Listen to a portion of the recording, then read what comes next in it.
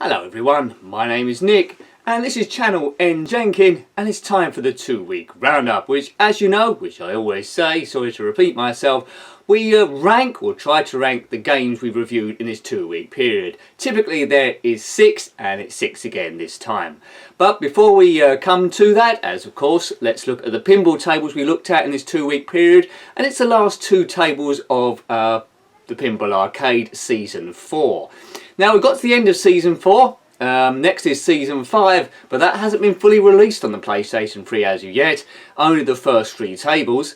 And there's been about 6 or 7 months and nothing's been released at all, which makes me a little bit worried. So next time we may be looking at Zen Pinball 2 for a while until Farsight catch that up again. But anyway, the last 2 in Season 4 was first of all Red and Ted Roadshow, and that was based on a real life table by Williams from 1994. It's got 2 talking heads on it, Red and Ted, and I think there are a couple of road workers going across the states. A number of things to do on this one. Bit of an evolution from Funhouse, which had 1 rather spooky head called Rudy. This has got 2 heads. It retains the feature in one of the modes where you have to fire a ball into Ted's mouth. Exciting stuff. But it's quite a straightforward table, I suppose. There's a few bits and bobs to it, but it's quite good, not spectacular. It's sort of like okay. As I said, based on the table by Williams from 1994, in a bit of the main super era, in my opinion, for pinball tables. And the last table in Season 4 was a table called Safe Cracker. That was based on a real life table by Bally from 1996. Both of these tables were digitally created by Farsight Studios in 2015.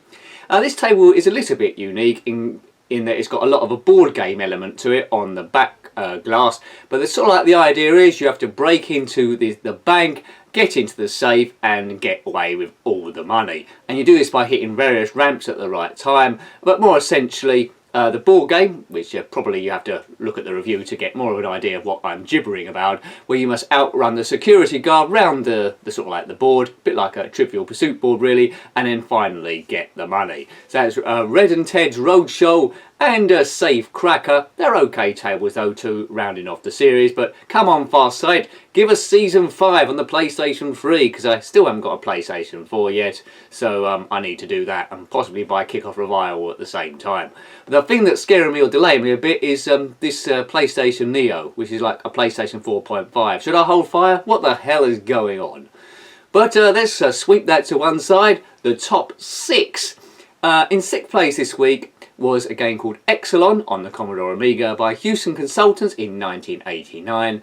Now, I really like this game on the ZX Spectrum.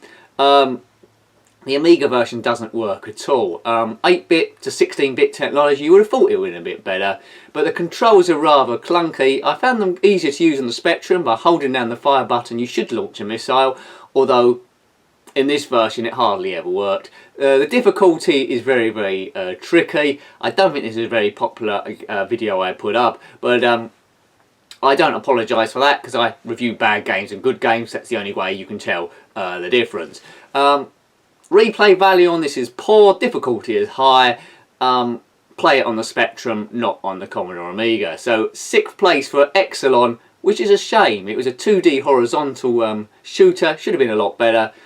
You go from level to level beating various armaments, but don't bother with it.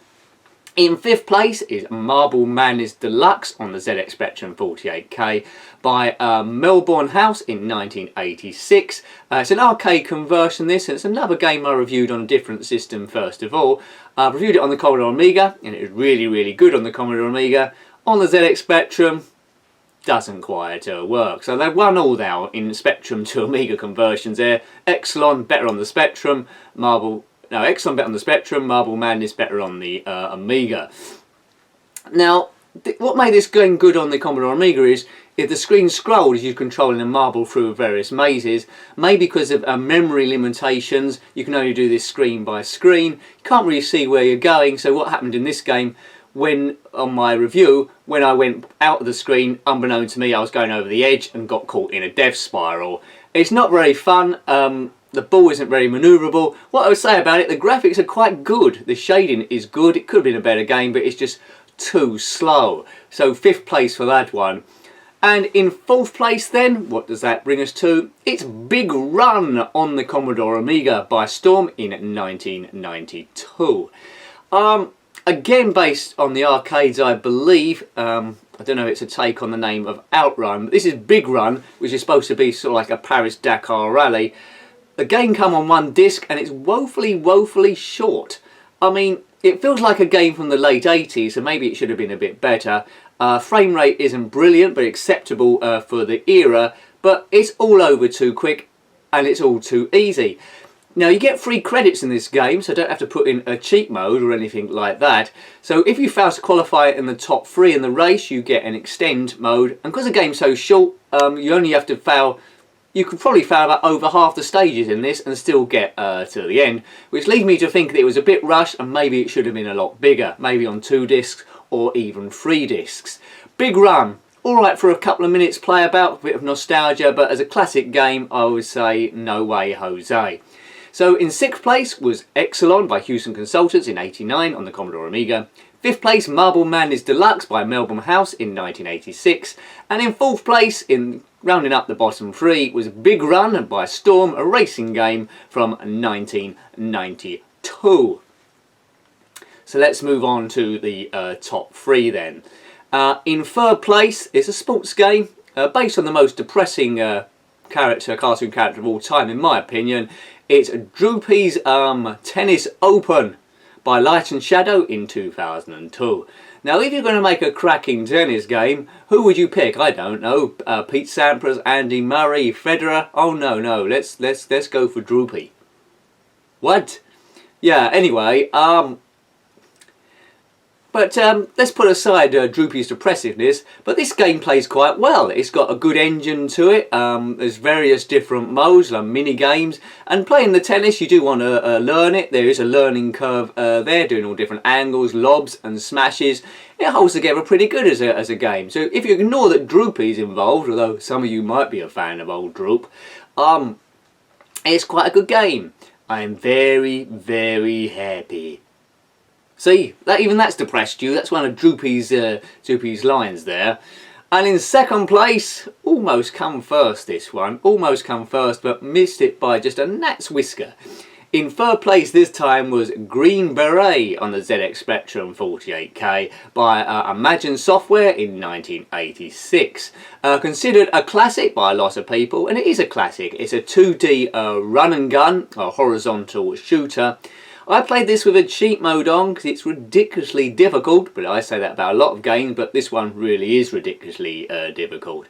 The nearest of touches and you're dead, I mean you explode, but you control an army man who must rescue someone for some reason, and with the cheat mode on it's quite a good fun affair. It's nice and varied, there's people parachuting in, tanks, rockets and various things. It's a brilliant little game. Maybe only the difficulty of it stopped it from getting to #1 at the top of the shop there. A great classic shooter. And in 1st place, what does that leave? Well, it's another shooter, maybe an evolution of Green Beret. It might have influenced it to a certain degree, but it's Metal Slug Advance on the Game Boy Advance by SNK and Neo Geo. Now this is the most latest of all the games, 2004, so 2 years after Droopy, and quite a few years after Green Beret. But the idea is pretty similar. It's another horizontal scroller shooter, run and gun, over different missions and stages. Again, you must rescue people. You've got an option of controlling either one of 2 people, a guy or a woman, but both of them controlled pretty similar, with guns, flamethrowers, upgrades, and you must basically shoot the hell out the army. Now this game is extremely good fun on the Game Boy Advance. Really well put together, really good speed, really good sound.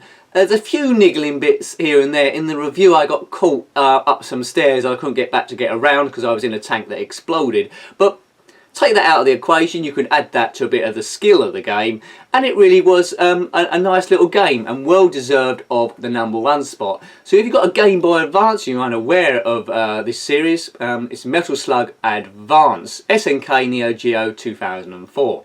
So rounding up the top 3 then, in summary, Third place is DROOPY'S Tennis Open by Light and Shadow in 2002 on the Game Boy Advance. Second place was Green Beret on the ZX Spectrum 48K by Imagine Software in 1986. And inglorious first place this time round was Metal Slug Advance on the Game Boy Advance again by SNK Neo Geo in 2004. Now the Formula 1 season, the F1 2010 Blundering Series I'm doing, not watched by a lot of people, but those that do watch it, thank you very much. Season's coming a bit to a head, it's all getting a bit closer, thanks for watching that again. Thank you for watching the channel. Please remember to rate, comment and subscribe. Your thoughts below if you got any. Always like to hear from you. And until next time then, you know what's coming here. But I mean it quite sincerely every time. Take good care of yourself and a very fond goodbye. Goodbye.